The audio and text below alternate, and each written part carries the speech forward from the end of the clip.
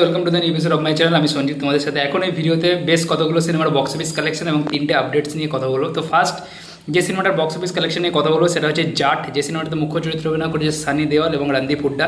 এই সিনেমাটা 10th April 2025 release করেছিল এবং এই সিনেমাটার এখন পর্যন্ত ওয়ার্ল্ড ওয়াইড গ্রস কালেকশন 100 কোটি টাকা, এটা স্যাসিং ক্যাপের অনুসারে।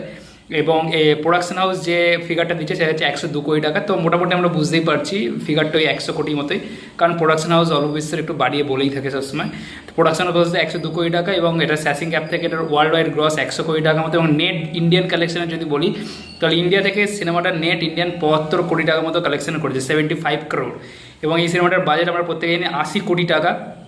তো সেক্ষেত্রে আশা করছি আর একটা উইক মোটামুটি ভালোভাবে যদি চলে তাহলে সিনেমাটা কিন্তু হিট জোনের মধ্যে চলে যাবে। এবং আপনারা প্রত্যেকেই জানেন এই সিনেমাটা নিয়ে অনেক কন্ট্রোভার্সি হয়েছে, কিন্তু তার মধ্যেও জাট 2 এর কিন্তু অ্যানাউন্সমেন্ট হয়ে গেছে। ঠিক আছে, এরপরে যে সিনেমাটা নিয়ে কথা বলবো সেটা হচ্ছে অক্ষয় কুমার অভিনীত এবং আর মাধবন অভিনীত সিনেমা কেসরি চ্যাপ্টার 2। যে সিনেমাটা 2019-এ রিলিজ হওয়া কেসরি সিনেমার একটা সিকুয়েল, যদিও ওই সিনেমাটার সঙ্গে এটার কোনো মিল নেই। এটা মূলত জালিয়ানওয়ালাবাগের হত্যাকাণ্ড এবং তার পরবর্তী লড়াইটা নিয়ে কিন্তু এই সিনেমাটা। তো সিনেমাটা কিন্তু দারুণ ওয়াটার মাউথ পেয়েছে, যদি আমার সিনেমাটা দেখা হয়নি, কিন্তু আমরা যে বিভিন্ন যে রিভিউ আমরা দেখছি সেখান থেকে এটা কিন্তু হিউজ একটা পজিটিভ WM পেয়েছে। এবং এই সিনেমাটা যদি বক্স অফিস কালেকশন বলি তো এই সিনেমাটা কিন্তু অক্ষয় কুমারের লাস্ট ফিউ সিনেমা লাইক আপনার মিশন রানীগঞ্জ বা সেলফি এই টাইপ বা খেল খেল মে এই টাইপের যে সিনেমাগুলো এসেছিলো মাঝখানে, তার থেকে কিন্তু অনেকটা ভালো কালেকশন নিয়েছিল। সিনেমাটা নিজের ওপেনিং ডেতে 7.5 কোটি টাকার মতো কালেকশন করেছিল এবং 3 দিনে সিনেমাটা ওয়ার্ল্ড ওয়াইড প্রায় 48 কোটি টাকার মতো কালেকশন করেছে এবং নেট ইন্ডিয়ান কালেকশন হচ্ছে 29 কোটি টাকা এবং এই সিনেমাটার বাজেট হচ্ছে 100 কোটি টাকা। তো আগামী 2 সপ্তাহ যদি মোটামুটি ভালোভাবে চলে তাহলে কিন্তু সিনেমাটা কিন্তু একটা হিট জোনের মধ্যে পৌঁছে যেতে পারে বলে আমার মনে হয়। এবার যদি একটু বাংলা সিনেমার বক্স অফিসের দিকে নজর দিই তো এই এপ্রিল মাসেই একদম ফার্স্ট উইকে যে 2টো বাংলা সিনেমা রিলিজ করেছিল, একটা হচ্ছে সৃজিত মুখার্জি পরিচালিত পরমব্রত এবং কৌশলে অভিনীত কিল বিল সোসাইটি এবং আরেকটা হচ্ছে সুমন ঘোষ পরিচালিত ঋতুপর্ণা এবং ইন্দ্রনীল অভিনীত সিনেমা হচ্ছে পুরাতন। তো এই 2টো সিনেমাই কিন্তু বর্তমানে যেরকম এগোচ্ছে 2টো সিনেমাকে কিন্তু আমরা হিট জোনের মধ্যে ধরতে পারি। ইতিমধ্যে কিল বিল সোসাইটি নিজে 2 কোটি টাকা নেট পার করে ফেলেছে। এই সিনেমাটার বাজেট ওই 2 কোটি থেকে 2 কোটি 25 লাখ টাকার মতো।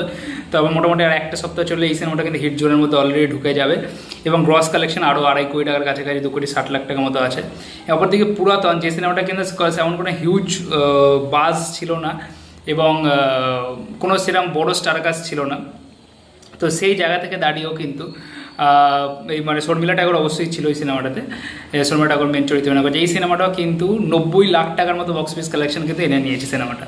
তো একটা জিনিস ভালোই হয় যে সুমন ঘোষ এমন একজন ডিরেক্টর যিনি ক্রিটিক্যালি এবং কমার্শিয়ালি দুদিকেই কিন্তু ভালোভাবে ম্যানেজ করে চলতে পারে। এর আগে তার কাবুলিওয়ালার ক্ষেত্রে দেখেছি, যেটা প্রায় 5-6টা ইন্টারন্যাশনাল ফিল্ম ফেস্টিভ্যালে স্ক্রিনিং হয়েছে, বিভিন্ন অ্যাওয়ার্ড পেয়েছে এবং তার সাথে সাথে কিন্তু সিনেমাটা বক্স অফিসে সুপারহিট হয়েছিল। এবং এবার পুরাতনও ক্ষেত্রে দেখেছি, পুরাতনও কিন্তু এর আগে 2-3টে ফিল্ম ফেস্টিভ্যাল অলরেডি স্ক্রিনিং হয়ে গেছে এবং বর্তমানে সিনেমাটা যেরকম চলছে মোটামুটি 1.5 কোটি টাকা লাইফ টাইমে কালেকশন কিন্তু সিনেমাটা করে নেবে। সেক্ষেত্রে এই সিনেমাটার বাজেট কিন্তু এমন কিছু হিউজ নয়, 80 লাখ থেকে 1 কোটি টাকার মধ্যেই হবে। তো সেই ক্ষেত্রে এই সিনেমাটা কিন্তু হিট জোনের মধ্যে চলে যাবে।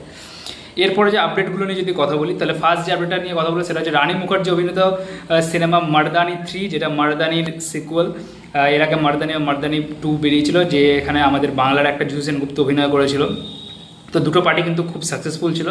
তো এখন মারদানি 3 কিন্তু অ্যানাউন্সমেন্ট হয়ে গেছে এবং এই সিনেমাটা কিন্তু 27 ফেব্রুয়ারি 2026 মানে হোলির জাস্ট 1 সপ্তাহ আগে কিন্তু এই সিনেমাটা রিলিজ হবে। তো দেখা যাক এই সিনেমাটা আগের পার্টের সিনেমাগুলো যেরকম মানে ক্রেজ তৈরি করেছিল দর্শকের মধ্যে, যেরকম বাস তৈরি করেছে, সেটা এই পার্টটাও সেটা কন্টিনিউ করতে পারি না, সেটা দেখার। এরপরের আপডেটটা হচ্ছে জুনিয়র NTR এবং প্রশান্ত নীলকে কেন্দ্র করে তাদের আপকামিং সিনেমা ড্রাগনের কিন্তু শুটিং অলরেডি শুরু হয়ে গেছিলো এবং এখন যেটা আপডেট হচ্ছে যে আগামীকাল মানে 22 এপ্রিল থেকে এই সিনেমাতে জুনিয়র NTR নিজের কিন্তু কাজ শুরু করতে চলেছে। ঠিক আছে, এবং আজকে লাস্ট যে আপডেট সেটা হচ্ছে মিঠুন চক্রবর্তীর ফৌজিকে কেন্দ্র করে।